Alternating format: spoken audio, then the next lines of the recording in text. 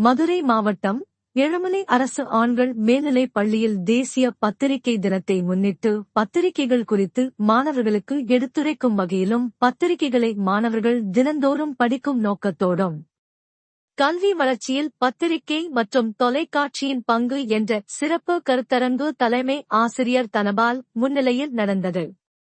பட்டதாரி அறிவியல் ஆசிரியர் ராஜா வரவேற்புரை ஆற்றினார்.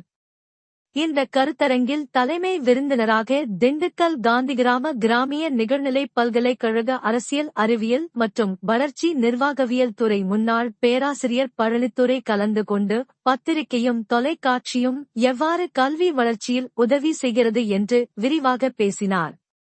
மேலும் மாணவர்கள் படிக்கும் பொழுது தினந்தோறும் செய்தித்தாள்களை படித்து தெரிந்து கொள்வதன் மூலம் தங்களது அறிவை விரிவுபடுத்திக் கொள்ள முடியும் என்றார்.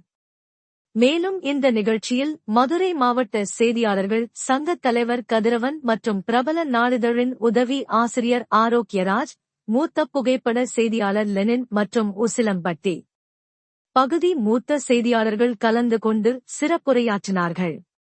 இந்த நிகழ்ச்சியில் பள்ளி சார்பாக பத்திரிகையாளர்கள் மற்றும் தொலைக்காட்சி செய்தியாளர்களை பாராட்டி கேடயம் மற்றும் சால்வை வழங்கி கௌரவம் செய்தனர்.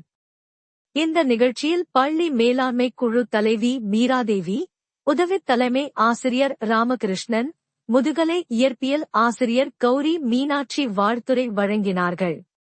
முதுகலை வரலாறு ஆசிரியர் செந்தில்குமார் நன்றி உரை கூறினார். இந்த விழாவை உதவித் தலைமை ஆசிரியை குணசுந்தரி மற்றும் பட்டதாரி ஆங்கில ஆசிரியை காயத்ரி தொகுத்து வழங்கினார்கள்.